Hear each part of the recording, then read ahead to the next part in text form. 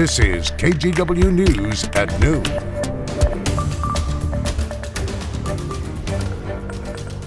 And we start this noon with what's been a very busy 24 hours in Russia and Ukraine.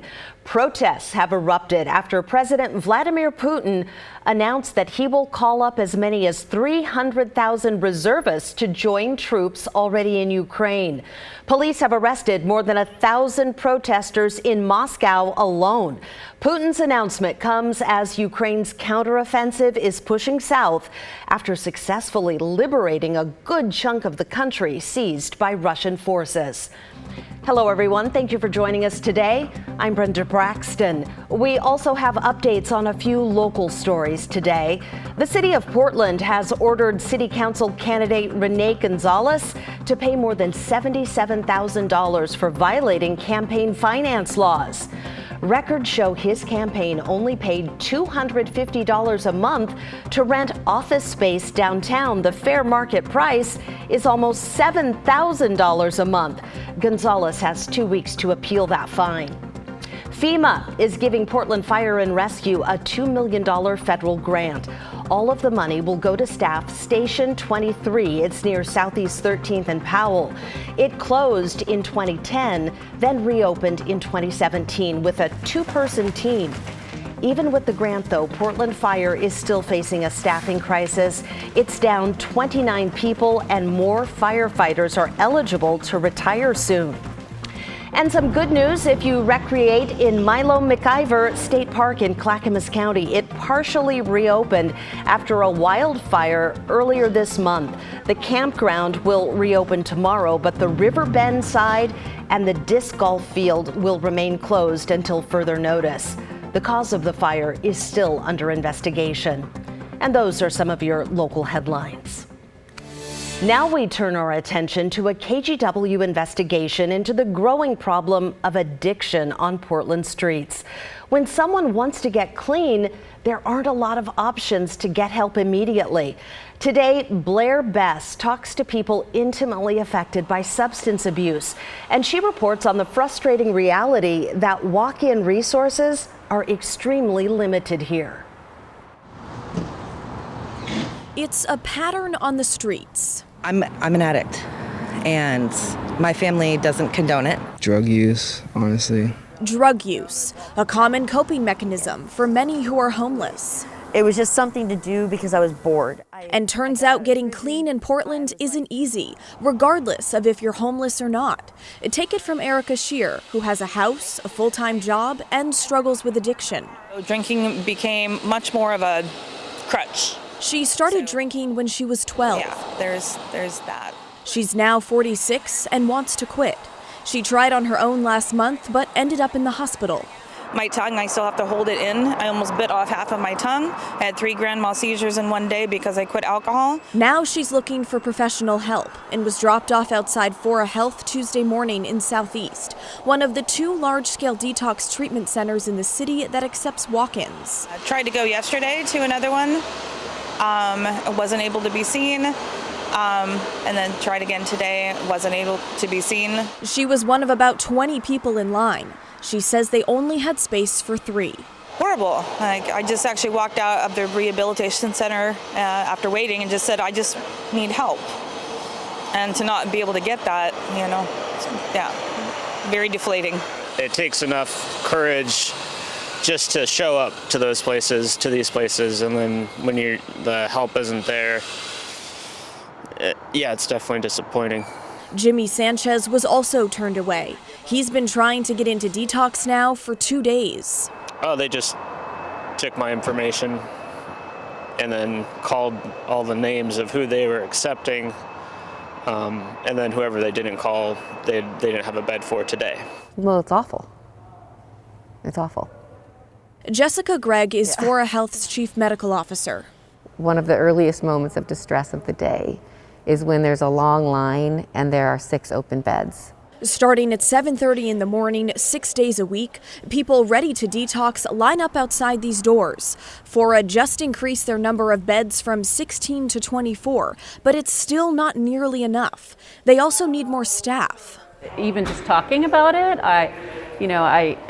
I'm almost choking up because it doesn't get easier. Jennifer Hartley works with the walk-in patients. The majority are addicted to fentanyl or alcohol, and nearly half of them are homeless. We see people for whom this is their very first time seeking any kind of treatment. She prioritizes those who keep showing up, even if there aren't available beds. But it doesn't make turning them away any easier. We work to admit anywhere from 11 to 14 people a day, sometimes more, and we turn away about the same amount. Amanda Risser works at Hooper Detox Center in North Portland, the only other large-scale treatment center offering walk-in detox services like Fora's. There they have 55 beds and help 2,500 people a year. That's about 260 people a month. And every month we are unable to serve about the same amount of people due to space considerations. We just simply don't have enough beds. I think, nationwide, we're looking at ways to expand access to treatment, and I think it can't possibly happen fast enough. But for those struggling with addiction, time is of the essence. I just couldn't go on anymore. I was dying. Over a year ago, Kate Platty slept in her car across the street from DePaul Treatment Center, which is now Fora Health. I was addicted to meth and benzos, and I just couldn't go on anymore. And I hit my knees and cried out to God and said, God, if you're real, can you please just get me sober or take me to heaven in my sleep tonight, because I can't go on another day like this. At 18, she left the foster care system and her life spiraled out of control. I met a guy who it didn't feel like homelessness. It just felt like we'd party every night and stay at a different person's house. And then in between, we'd stay in our car. And I had never been homeless before, so it felt like an adventure. And eventually, it wasn't fun anymore. But at that point, I was trapped. Locked in a lifestyle that eventually changed when a rehab bed opened up. And then it was glorious. I slept for 5 days. The food was great. The nurses were so nice. I was just so happy to be here and to feel like I was safe. It wasn't survival anymore. But for people like Erica, she's left waiting. Tomorrow, hopefully we can be seen. And yearning for the day she can be set free. To not have to pick up a bottle, to not spend my time going to the liquor store in the morning because I have the shakes, to not go to a bar at 7 a.m. because I have the shakes. 2 years ago, voters approved Measure 110, freeing up millions for addiction services. And that money just started going out this week. So we'll see what changes. You can find all of our reporting on this issue on KGW.com and our KGW YouTube page. Well, Portland's homeless crisis has neighbors near Laurelhurst Park taking what appears to be a new tactic to clear a camp that keeps coming back. They've hired a lawyer who argues the tents aren't safe for the people living there. KGW's Mike Benner connects the dots. Mike Carulli has lived across the street from Laurelhurst Park for most of his life. He'll be the first to tell you it's not as pleasant as it once was. And he says the homeless camp is to blame. Personally, it's just disgusting because I feel that the majority of the people are not homeless. They're young, workable people that don't want to work. It's a sentiment echoed by other neighbors who have since turned to attorney John DiLorenzo for help.